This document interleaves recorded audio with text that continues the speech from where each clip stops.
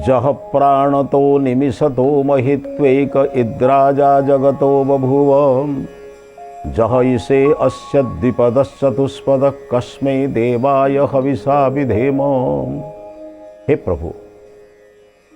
प्राणधारी अप्राणधारी जड़चेतन जगत को नियंत्रण करुवा हे प्रभु, आपण आश्रय को जे जाइछि से ही आपणकर से अमृत छाया को प्राप्त होइछि। आपणकर आश्रय जे वंचित होइछि से मृत्यु रूपक दुख को, जंत्रणा रूपक दुख को उपभोग करिछि। हे प्रभु, आपण आश्रय जमिति वो वंचित न हुए, एतिक प्रार्थना, एतिक निवेदन प्रभु। उपनिषदर उपकथार आज अध्याय को समस्त श्रोता बंधु मानक, समस्त दर्शक बंधु मानक, समस्त मित्रगण को मोर श्रद्धा सम्मान भक्ति निवेदन करुछि। बंधुगण, आम चिंतन करुले जे ज्येष्ठ श्रेष्ठंकर आश्रय को जीव से ज्येष्ठ श्रेष्ठ साधना करने को पड़ो। आपण जदि बड़ लोक घर को जीवे बड़ लोकर कथा देखिए, जदि गोटे निम्न स्तर लोक घर को जीवे से निम्न स्तर आलोचना शुणे। जदि जन साधु सन्त विद्वान कुटीर को जीवे से स्वाध्याय सत्संग ईश्वर उपासना कथा शुणे। जदि आपण गोटे कुचरित्र लोक को, दुष्ट चरित्र लोक घर को जीवे से अपशब्द शुणे। जैसे संग ऐसे रंग, जैसे पीबे पानी वैसे होवे बाणी, जैसे खाइबे अन्न वैसे होवे मन। जेपरी अन्न सेपरी मन, जेपरी पानी सेपरी बाणी, जेपरी संगति सेपरी आपणकर प्रकाश। जीवन में संगति आपण केमिति कर से कहले ब्रह्म परमम तु ब्रह्म उद्गित मे तथ परमम तु ब्रह्म। जदि से परम ब्रह्म को तुम उद्गित करुछ, तमर संगति सब ईश्वर सहित रह, संसार सहित रही। संसार को केवल आप उपयोग दृष्टि ने। आप लक्ष्य कर परीक्षा हल में परीक्षार्थी लेखुला बेले कलम से लेखे सत, किंतु लेखे कौन? मस्तिष्क भितर ज्ञान आहरण कर ज्ञान को जो मस्तिष्क रखी से लेखे, तार संपर्क ज्ञान सहित रहे। लेखुवा खाता सहित कलम सहित संपर्क तार केवल रहे उपकरण दृष्टिकोण, किंतु तार प्रकृत लक्ष्य थाए वर्ष सारा आहरण कर ज्ञान को केमिति 2.5 घंटा भितर लिखिबी। बंधुगण, जो मैंने जीवन को से भाव में प्रयोग कर धन्य से धन्य ये कहूँ, जो मैंने सारा संसार कथा को केवल ब्रह्म उपासना लगे पारि,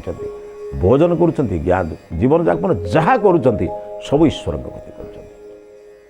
समस्त कार्य ईश्वर समर्पित कर चिंतन करना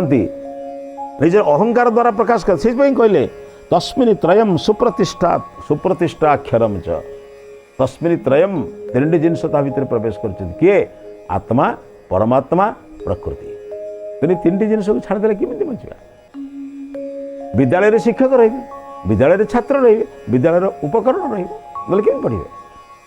अरे भाई, ज्ञान तो ईश्वरंकर, ये शरीर भी ईश्वरंकर, संसार ईश्वरंकर। मु मो ज्ञान पर एत प्रतिष्ठा करी, मत या देने जीवी, मत से कहने जीवी, मत या करले जीवी, ये बड़ा विचित्र कथा है। ज्ञान पाइल ईश्वर ठार, धन्यवाद दब ना। हाँ, चलवाई आवश्यक अच्छी, भोजन करवा, विश्राम नवा, वस्त्र पिंधा, ये सब आवश्यक आज्ञा, कि जानवा दरकार मु ईश्वर कथा को कहूँ। ईश्वर आशीर्वाद मिले सब मिल, कि सब मिले ईश्वर मिले आज्ञा। ईश्वर प्रयत्न कर, माने अर्थ तपस्या साधन कर, तुम अहंकार बढ़नी, ना भूलटा भी अहंकार हो जाए। बहुत लोग भूल कर अहंकार करते, आया भूल होगला कौन करवा, मो जीवन में भूल केमी हम। जन राजा एपरी गोटे काम करदे, जो काम करने द्वारा अन्य माने तो जहाँ कहले कहले निजे भी बहुत अनुतप्त है ना। मनुष्य बेले बेले एपरी काम कर दिए, से भावे मुझे काम करदेली, मो द्वारा केमिति है। क्रोधवशत अन्य को 5 कथा कही साइला परे क्रोधी व्यक्ति चिंतन करी कहे एभली कथा मुझे कहीदेली, बड़ा अन्य मनस्क कहीदे आज्ञा, अवचेतन मन में कहीदे आज्ञा। किंतु बड़ कथा बुझे आज्ञा, जदि ता भितर से जिनस नथिला बाहर केमिति? जड़े सन्थ कहते, जन पचारे कहले माँ तुम क्रोध केमिति? कहले मोर आज्ञा राग तुम आउ कि ना। कहले तुम राग तुम नहीं, तुम्हें कौन अन्य मैंने कहते, गाँ सारा तो सब लोग कहते तुम भाया कलिहुड़ी कहीं ना, तुम घर सारा अशांति रखुच। संगे संगे रागी जाए कहले, आपण से कथार एत प्रभावित है मो कथा। कहले माँ देख, तुम बर्तमान रागिल ना नहीं, तुमको सही कथा कहवाई उदाहरणटा देती तुम बर्तमान कहूल मो भितर क्रोध ना मुझे क्या रागे कहार किसी क्षति करे कहूल बर्तमान मुझे सांगे सांगे तुम उदाहरण देली तुम रागिगल मानुची तुमर क्रोधटा 20 हाथ पानी बाहर आर 10 हाथ बाहर कि अच्छी ना तुम कूअरे पानी अच्छी बोली कार 10 हाथ बाहर कार 20 हाथ बाहर जदि कूअरे पानी नथिबो बाहर केमी जदि मो अंतकरण भितर क्रोध नथिबो ताले बाहर केमी से राजा बारंबार चिंतन कले मो द्वारा एपरी गोटे कम केमी होगला मु राजा बहुत ज्ञानी बहुत लोक सहित मिशुची मो द्वारा केमी कथा होगला ये कथा को बहुत लोक पाखे कहीबोले मंदिर पाखे सेनापति पाखे ज्ञानी समस्त पुरोहित पाखे कहीबोले थर जन साधु राजसभा को आसता कहले महाराज मो जीवन में एपरी एक त्रुटि कर जो त्रुटि कहीपारूना कहीं जो कार्य करवा उचित नहीं मुझे जानी कि मो द्वारा तो केमी होगला अनेक समय मनुष्य भाविनी अनिच्छनपि वासनीय बलादिव नियोजित गीतार कहले जोगेश्वर कृष्ण को अर्जुन पचारुचंदी कहले सखा अनिच्छनपि वासनीय बलादिव नियोजित मुझे अनिच्छन इच्छा करूनी कि मत बलपूर्वक नहीं खराब कम लगे दूची बड़ विचित्र कथा बलपूर्वक मत नहीं खराब कम लगे दूची मो इंद्रिय मान खराब कम लगे दूची चोरी बदमाशी डकायती कार्य लगे दूची मैंने मु असहाय पड़ुची से मत जबरदस्त टाणी नौची किंतु जोगेश्वर कृष्ण जो उत्तर देला आप जानते कहले एते व्यस्त हबार किसी कथा नहीं कहले ये तो काम ऐसा क्रोध ऐसा रजोगुण सब भव ये कामना क्रोधर सृष्टि है महासनो महापापमा तुम सबू सम्मान को खाईदेव सबू मान सम्मान को नष्ट करदेव तुम पाप सांगर पकईदेव तेणु ये काम क्रोध मनुष्य छाड़ी दियो काम क्रोध छाड़दे किंतु एक गोटे कामना अच्छे मुझे 1000 लोक पाखे ज्ञान पाखे कहले मुझे भूल कर दीजिए मुझे भूल कर दीजिए लोक कहे आया आम राजा भाया राजा अच्छा टिके कौन भूल करदे 50 लोक पाखे भूल मागुंट ये भी गोटे अहंकार देखे हवा माने मु भूल करना जदि कर भूल मागुचे ताकू भी देखे कथा मु भूल करे ना मु रागे ना यहाँ को 10 थर कहूला लोक जानी गोटे अभिमानी निजर विचार को टिके बढ़े बारंबार बारंबार कह मो द्वारा भूल केमी मो द्वारा भूल केमी भूलटा कर बारंबार कह कौन आवश्यकता सन्थ कहले कहले महाराज आपण वर्तमान गोटे अहंकार पड़े कहले कौन ये अहंकार मुझे चारिड़े बुली कौच मोर भूल होती मत कहले गोटा कहबार माने कौन कौन आप चारिड़े पाखे कहते आपण ये कहते तो लोके मत प्रशंसा करेंगे मोर पृष्ठभाग लोके कहे आम राजा परी राजा अच्छा आज्ञा टिके भूल पाई से केते लोकों पाखे निजक अनय विनय कले आपण भूल सुधारिया कहूना आपण प्रायश्चित करूना प्रायश्चित अनुताप कौन बुझे ना चिति संतान धातु प्रायश्चित अर्थ प्रकृष्ट भाव में निजे विचार करवा जो कम कली ताहा जदि मो पाई समाज पाई क्षतिकारक आउ जीवन में से कम करी ना यही संकल्प नवा प्रतिज्ञा नवा को ही कहती प्रायश्चित अनुताप माने जो भूल करदेली अनु माने पछे पछे ताप माने कष्ट पाइबा उफ ए गोटे भूलटे करदेली एते मिछ कहीदेली एते क्षति करदेली बारंबार बारंबार चिंतन करुवा व्यक्ति ही समाज में रक्षा पाए कह भूल धारणा आप समस्त पाखे कहते कौटी कहले तार निराकरण ताको चिंतन करना माने कहले एम पाखे कहवा द्वारा तुम कौन होने पुणी आपको अभिमान पकाउछन्ति पुणी कहते राजा भली राजा आमर कहीं नहांती आम राजा टिके भूल करदे बहुत प्रकार से अनुताप करुँच कम प्रायश्चित करूना कम दुखित होना ठीक रे खाऊना ठीक रे बसुना ये पुणी गोटे अभिमान आपण भितर सृष्टि है कौन ना मु भूल कले बहुत प्रायश्चित करे बाबू तुमर जहाँ दरकार तुम से जगह को ठीक रे जाऊना जो मन पाखे कहवा उचित से कथा तुम कहना केमिति ना तुम शरीर रोग हेले तुम शरीर सुरक्षा जानी डाक्तर निकट को जाओ ना धनी लोक निकट को जाओ फिर चिकित्सक निकट को जाओ कहले तुम धनी लोक पाक ज्ञानी लोक कहीं गलनी जो मैंने आत्मज्ञान जो मैंने दर्शन ज्ञान जो मैंने वेदाधारित ज्ञान दियंती से निकट तो जापारि था तुम सेठी न जाइए डाक्तर पाक कहीं गल ना शरीर कष्ट को दूर करने एकमात्र साधन बा एकमात्र प्रकृत ज्ञान अच्छी जड़े चिकित्सक पाखे ठीक सेमती अनुताप कर सारापर अनुमान पछरे ताप माने कष्ट पाउथिया व्यक्ति जो कम करने द्वारा अनुतप्त तुम होच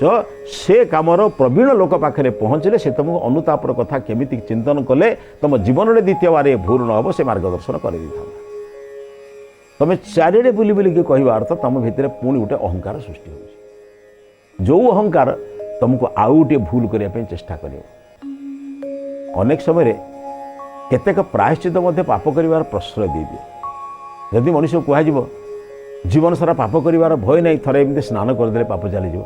से भय कर जड़े कह यही नाम जपिदेला तुम सब कथा पड़ेब सेमती कह ना से महात्मा महापुरुषंकर नाम को नहीं तांकर कर्म को चिंतन कले आम जीवन में भूल काम करने इच्छा हो ना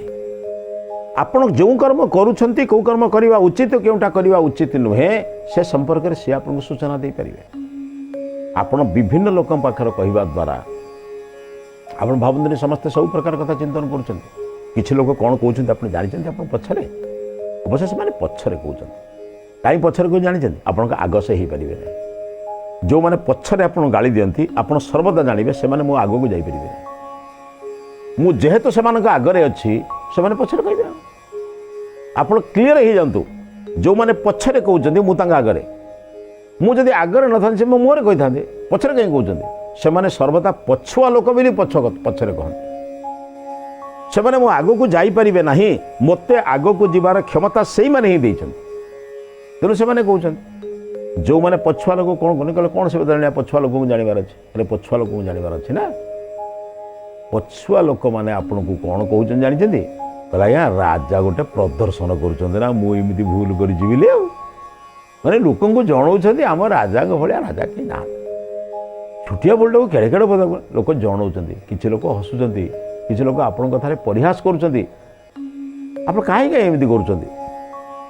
मु लोक चरित्र सहित मिशुची ना मु लोक सहित मिशुची बोली जानूँ तेणु कौन करवा उचित आपण उपयुक्त ज्ञानी गुणी लोक मान सहित बसी ताकू कह कहले कौन हम कहले कौन हम शुणु जड़े लोक डाक्तर पाखरे तार रोगर लक्षण कहले डाक्तर ताकू उपयुक्त चिकित्सा दे पारिबो आउ गोटे कथा बुझंतु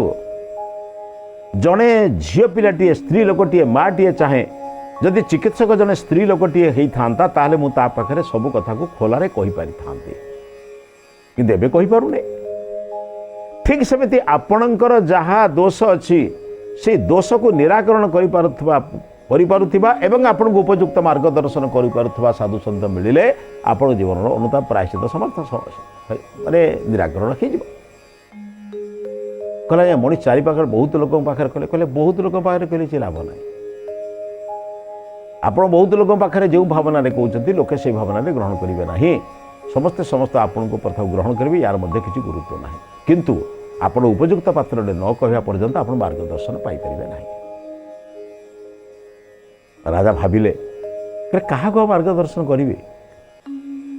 आपण भली साधु जिते मत यही परामर्श दौरान भावुँ आपणकर परामर्श ने केमती हाँ से पृथक कथा आज्ञा आपण मोर परामर्श मागे मुझे परामर्श देवी मो परामर्श आपको केमती लगे आप विचार करेंगे चिंतन करेंगे किंतु अनुताप ना आप अहंकारी हो जातु ना राजा कहले मु कौन अहंकारी हूँ अहंकार कौन छेटा मो पाखे देखिले मु अहंकार भाव में कहूँ बोले आप अनुभव कलु तो विनय होगी कहूँ कहले तुम अहंकारी बोली प्रमाणित हो सन्थ कहले अहंकार तुम भितर गोटे सुप्त और गुप्त अहंकार अच्छे माने तुम भितर भावुच लोक मैंने मत प्रशंसा करेंगे जेहेतु गोटे त्रुटि कर लोक मैंने निंदा कर लोक मैंने पुनः मत प्रशंसा करेंगे तुम गोटे नाटक कर बुलुच लोक पाखे देखे मुझे एमती कर प्रकृत तुम भितर ना से अन्य लोक मैंने राजा बस साधु बस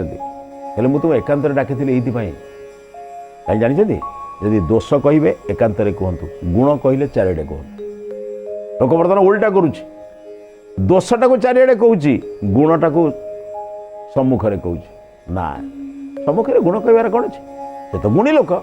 जो मान पारे भल कथा अच्छी मुझे आपंकर भल गुणटा चारिड़े कहबी ना आप मंद गुण चारिड़े कहवा दरकार नहीं आप पाखे कहबी पाखे कहले कौन हम आपड़ सुधार को चेष्टा करेंगे मुझे आपको मन पकईता दृष्टि बंधुर कार्य भी ठीक रे कली साधु कहले मुझे एकांत डाकी ये कहली आपण जो त्रुटि विच्युति कार्य करुछंती से आपण द्वारा है ଆପଣ କରିଥିବା କାର୍ଯ୍ୟକୁ ବର୍ତ୍ତମାନ ପ୍ରାୟଶ୍ଚିତ ତ ସମ୍ଭବପର ମାନେ ଆଉ ଯେ ସେଥିରୁ ଦଣ୍ଡ ପାଇବେନି ତାହା ନୁହେଁ, ସେ ଦଣ୍ଡକୁ କେମିତି ଆପଣ ସୁନ୍ଦର ଭାବରେ ଆନନ୍ଦ ପରିସର ଭିତରେ ରହି ଆପଣ କରିପାରିବେ ସେଇ କଥା ଆପଣଙ୍କୁ ମୁଁ କହୁଛି। ଆପଣଙ୍କୁ ଆଶ୍ୱାସନା ଦିଅନ୍ତୁ ଯେ ଯେହେତୁ ମୁଁ ତୋ ପ୍ରତି ଖରାପ ବ୍ୟବହାର କରିଛି ତେଣୁ ତୁମେ ମୋର ସେ ଜୀବନ ଯାକ ଖୁସି ରହିବେ, ଆପଣ ବି ଖୁସି ରହିବେ। ହେଲେ ବାରମ୍ବାର ବାରମ୍ବାର ସେ ଯନ୍ତ୍ରଣା ଆପଣଙ୍କୁ ଏତେ କଷ୍ଟ ଦେବ ଯେ ଆପଣ ପ୍ରକୃତ ସତ୍ୟକୁ ପାଇପାରିବେ ନାହିଁ। ଟିକିଏ ଗ୍ରହଣ କରିବା, ଟିକିଏ ଭାବରେ ଥରେ ଗୋଟିଏ କଥାକୁ ମାନି ନେବା ଦ୍ୱାରା ଯଦି ଜୀବନଟା ଶାନ୍ତିରେ କଟିବାକୁ ଯାଉଛି ମାନି ନିଅନ୍ତୁ ଆଜ୍ଞା। ଯଦି କହୁଛ ଈଶ୍ୱରଙ୍କ ପାଖରେ କୁହ, ଯଦି କହୁଛ ତାଙ୍କର ପ୍ରତିନିଧି ଗୁରୁଙ୍କ ପାଖରେ କୁହ। ଅନ୍ୟ କାହା ପାଖରେ କହିବାର କିଛି ଆବଶ୍ୟକତା ନାହିଁ। ଅନ୍ୟମାନେ ଶୁଣିବେ, ତାକୁ ବିକୃତ କରିପାରନ୍ତି, ସୁକୃତ କରିପାରନ୍ତି, ଠିକରେ ବୁଝିପାରନ୍ତି, ଭୁଲରେ ବୁଝିପାରନ୍ତି, କହିବାର ଆବଶ୍ୟକତା କ'ଣ? କେବଳ ଗୋଟିଏ କଥାକୁ ଚିନ୍ତନ କର, ମୁଁ ଉପଯୁକ୍ତ ଲୋକ ପାଖରେ କହିବି, ତାଙ୍କରି ମାର୍ଗଦର୍ଶନରେ ଚାଲିବି, ଜୀବନରେ କରୁଥିବା ଭୁଲର ପରିବର୍ତ୍ତନ କରିବି, ଭଲର ମାର୍ଗ ଅନ୍ୱେଷଣ କରିବି। ଆସନ୍ତୁ ଆପଣମାନେ ମଧ୍ୟ ସେମିତି ଉପଯୁକ୍ତ ଗୁରୁଙ୍କର ମାର୍ଗଦର୍ଶନରେ ରହି ନିଜ ଜୀବନର ତ୍ରୁଟି ବିଚ୍ୟୁତିକୁ ଦୂର କରି ଭଲ କଥାକୁ ସ୍ୱୀକାର କରିବା ପାଇଁ ଚେଷ୍ଟା କରିପାରିବେ। ଏହି ବିଚାର ସହିତ ଆଜିର ଅଧ୍ୟାୟଟି ସମାପ୍ତ କରୁଛି। ଏ ଅଧ୍ୟାୟକୁ ସମାପ୍ତ କରିବା ପୂର୍ବରୁ ଆଜିର ହିତବାଣୀ ସମ୍ପର୍କରେ ଚିନ୍ତନ କରିବା। ନିଜର ସାଧନା ତପସ୍ୟା ମାର୍ଗ ଦ୍ୱାରା ନିଜେ କରିଥିବା ତ୍ରୁଟି ବିଚ୍ୟୁତିରୁ ମୁକ୍ତ ହୁଅନ୍ତୁ। ମଇଳା ଚାଲିଗଲେ ବସ୍ତ୍ର ଯେମିତି ସଫା ଦେଖାଯାଏ, ଜୀବନରେ ଦୋଷ ଦୂର ହେଲେ ନିଜର ଗୁଣ ପ୍ରକାଶିତ ହୁଏ। এই বিচার সহিত আজের অধ্যায়টি সমাপ্ত করছি। সমস্ত নমস্তে।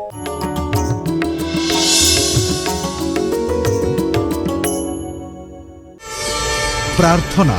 আম আনন্দর উৎস।